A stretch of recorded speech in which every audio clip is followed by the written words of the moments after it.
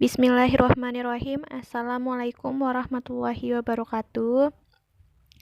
Oke, jadi di sini kembali lagi di channel YouTube saya, di mana pada pertemuan kali ini saya akan membahas tentang keamanan sistem, di mana keamanan sistem ini menjadi nilai untuk UAS saya dalam mata kuliah sistem operasi. Jadi saya akan melakukan perkenalan diri dulu. Nama saya Sofia Ardina, saya dari Prodi Teknik Informatika angkatan 2019. Jadi di sini saya akan menjelaskan sedikit tentang keamanan sistem.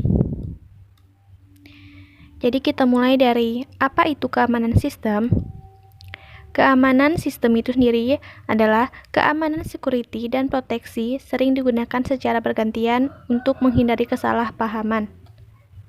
Dan secara istilahnya mengacu ke seluruh masalah keamanan dan istilah mekanisme proteksi mengacu ke mekanisme sistem yang digunakan untuk memproteksi atau melindungi informasi pada sistem komputer.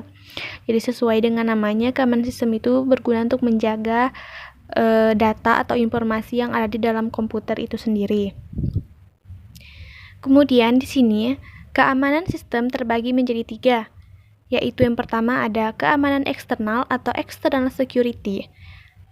Keamanan eksternal ini berkaitan dengan pengamanan fasilitas komputer dari penyusup dan bencana seperti kebakaran atau kebanjiran. Penyusup di sini bisa kita artikan sebagai hacker, dan mungkin teman-teman sudah sangat kenal dengan sebutan hacker itu sendiri. Yang kedua ada keamanan interface pemakai atau user interface security. Ini berkaitan dengan identifikasi pemakai sebelum pemakai diizinkan mengakses program dan data yang disimpan. Nah, yang ketiga adalah keamanan internal atau internal security.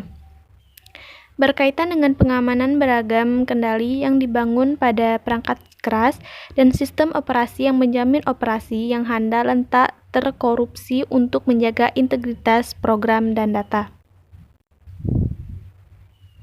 Selanjutnya, dalam keamanan sistem kita tentu menemukan masalah-masalah yang akan terjadi dan mungkin akan kesulitan untuk kita hadapi.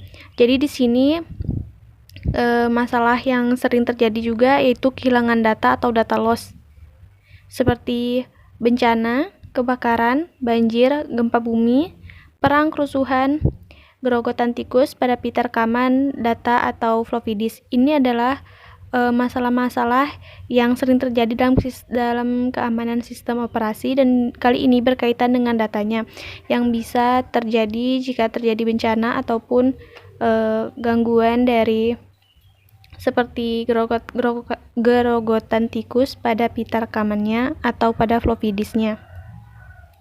Dan masalahnya juga kesalahan perangkat keras dan perangkat lunak. Ketidakberfungsian pemroses bisa disebabkan oleh disk atau tape yang tak terbaca, kesalahan telekomunikasi, atau kesalahan program atau bugsnya. Kemudian di sini ada kesalahan atau kelelain dari pengguna atau dari manusia atau kita sebut usernya. Kesalahan pemasukan data, memasang tape atau disk yang salah, eksekusi program yang salah, atau kehilangan disk atau tape. Jadi hal ini adalah yang dapat menyebabkan data-data yang ada dalam komputer hilang.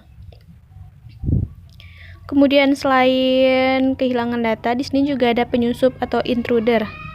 Dan kemudian di sini penyusup itu sendiri dibagi menjadi 2, yaitu penyusup pasif, yaitu yang membaca data yang tak diotorisasi. Kemudian ada penyusup aktif, yaitu mengubah data yang tak diotorisasi. Jadi sudah jelas perbedaan antara penyusup pasif dan aktif tersebut. Di sini ada juga ancaman. Jadi selain adanya masalah-masalah, keamanan sistem juga memiliki ancaman. Dan di sini ancamannya adalah kerahasiaan dari data itu sendiri maksudnya.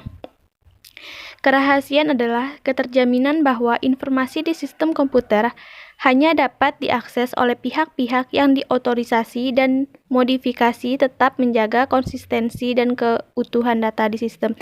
Jadi kerahasiaan ini dijaga oleh pihak-pihak yang sudah dipercaya atau yang sudah ditugaskan untuk menjaga dan mengubah atau mengurus dari sistem komputer itu sendiri.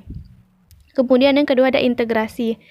Integritas adalah keterjaminan bahwa sumber daya sistem komputer hanya dapat dimodifikasi oleh pihak-pihak yang diotorisasi.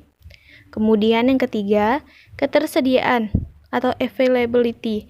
Ketersediaan adalah keterjaminan bahwa sumber daya sistem komputer tersedia bagi pihak-pihak yang diotorisasi saat diperlukan. Kemudian ada ancaman yang berdasarkan fungsi. Di sini ada interupsi, intersepsi, modifikasi, dan fabrikasi.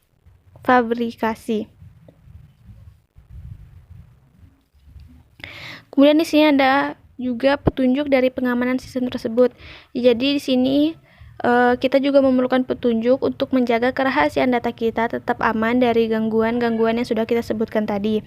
Kemudian Salzer dan Schroeder pada tahun 1975 memberi petunjuk mengenai prinsip-prinsip pengamanan sistem komputer, yaitu yang pertama ada rancangan sistem seharusnya publik, yang kedua dapat diterima, yang ketiga pemeriksaan otoritas saat itu, yang keempat kewenangan serendah mungkin, dan yang kelima mekanisme yang ekonomis.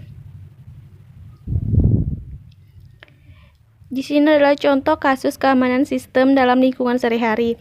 Sering kita jumpai atau mungkin pernah terjadi pada diri kita sendiri, di mana kita di sekeliling kita banyak sekali hacker-hacker yang tidak bertanggung jawab. Seperti contoh kecilnya, hacking pada sosial media. Tentu kita semua di zaman yang modern ini memiliki akun sosial, di mana saat kita akan membuat akun media sosial tersebut, kita memerlukan password. Nah, si hacker ini menggunakan password itu untuk menyerang dan menggunakannya sebagai upaya untuk mengambil informasi yang dapat merugikan si pemilik akun. Bisa saja akun itu dibajak atau data-datanya diserap dan dapat merugikan si pemilik tersebut. Sekian yang dapat saya sampaikan, semoga bermanfaat untuk teman-teman sekalian. Wabillahi taufiq wal hidayah. Wassalamualaikum warahmatullahi wabarakatuh.